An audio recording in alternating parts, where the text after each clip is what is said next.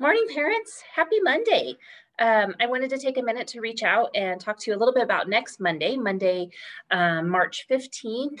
As you know, this is a remote learning day. The reason for that is because many of our staff members were vaccinated and will be getting their second shot on this upcoming weekend. And so in an effort to make sure that we have enough staffing and they also have time if they're not feeling well, we are doing a remote learning day on Monday. So having said that, I wanted to give you information so that you could plan accordingly. We are going to do an asynchronous day, meaning that there's not synchronized times that students have to be on, and there won't be scheduled live Zoom meetings with teachers. So two reasons I'm doing that. One is I know that it's hard to work into your schedule, and the other is if teachers really aren't feeling well, I don't want them to have to be doing the live Zoom. So the main thing for me on that Monday is I really want it to be a fun and engaging day for kids. I don't want them sitting there doing packets or being stuck on the computer all day. So we've been really thinking for this last week on what that could look like. So I think we have a great day planned for them. It'll be an asynchronous day. In terms of attendance, their attendance will be taken just by turning things in. So it depends on the grade level on what that is. For example, in kindergarten, there's going to be a paper that parents sign. So you're going to sign it and send it back. That'll be attendance for them.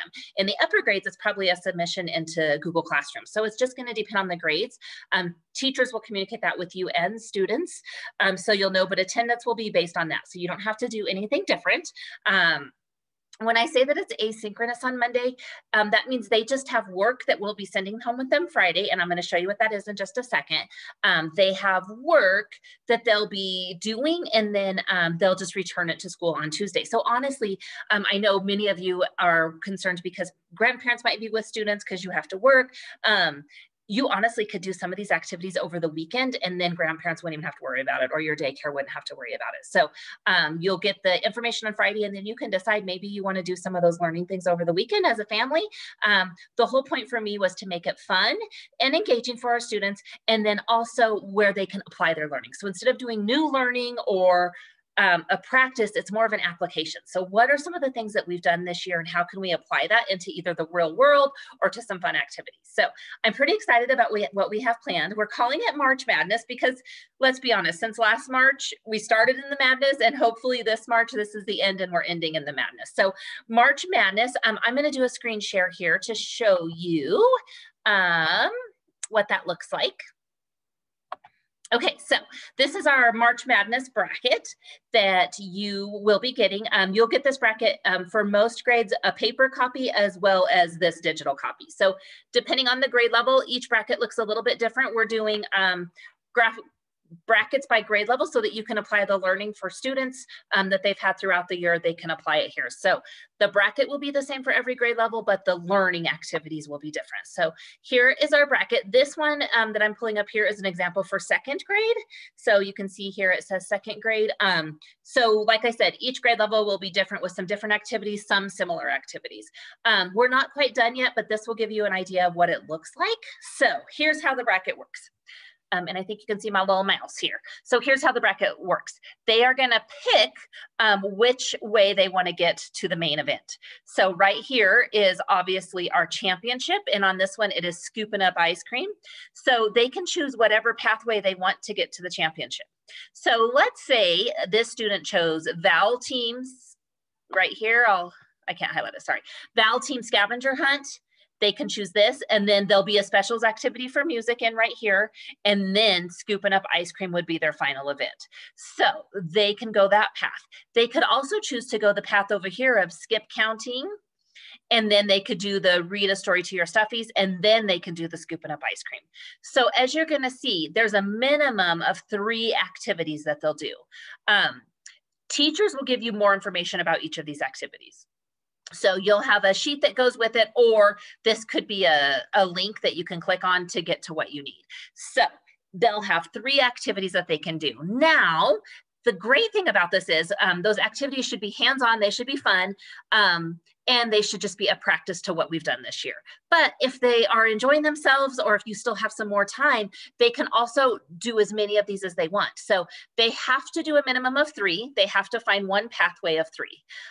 But they could change and decide, okay, I already did Val Teams, I did the music specials, and I did scooping up ice cream, but I also want to do graphing with Skittles, contraction memory, and scooping up ice cream.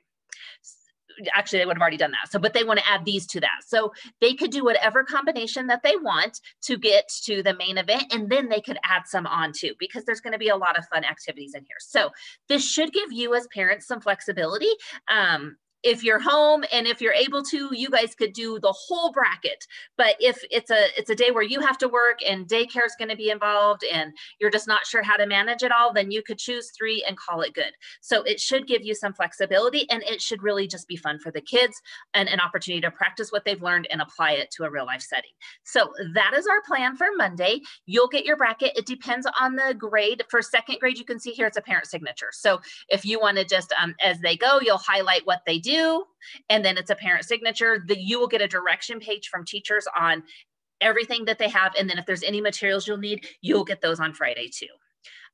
So that's what it's looking like. I haven't gotten everybody's brackets in yet, but as they come in, I'll be taking a peek at those, and then we'll share them with you on Friday. Like I said, I'll share them digitally, and then I'll also share them in paper form. The students will take them home. So that's the plan. I just wanted you to be able to kind of plan accordingly for what your week might look like.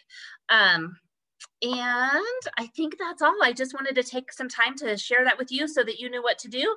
And then newsletter for March went out last week. If you haven't had a chance, take a peek at it. There were a few things in there that might be of interest. We are enrolling now. So if you know of families that are interested in coming to Homiac, then you can let them know to go to our website and fill out an application. If they're in our neighborhood, that's just an enrollment application. If families are outside of our neighborhood, then it's a choice application. Also, if you have younger siblings that will be starting and you haven't sent us information on that, please do so. We do still have some spots in our preschool if you're interested. And what else was in there?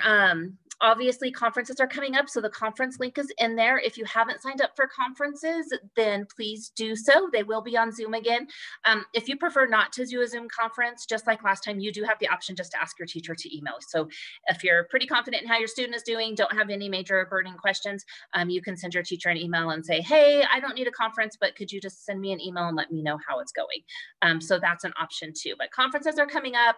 Obviously, spring break is coming up, so we are eager and excited for that. It's weird for me to think that it's a year since some of this chaos started. So hopefully now that we're getting to that point, we've completed our year and things will look a little bit more normal. But I think that's all I have for you, but don't hesitate to reach out if you have questions. And other than that, I hope you have a great week and we will talk soon. Thank you.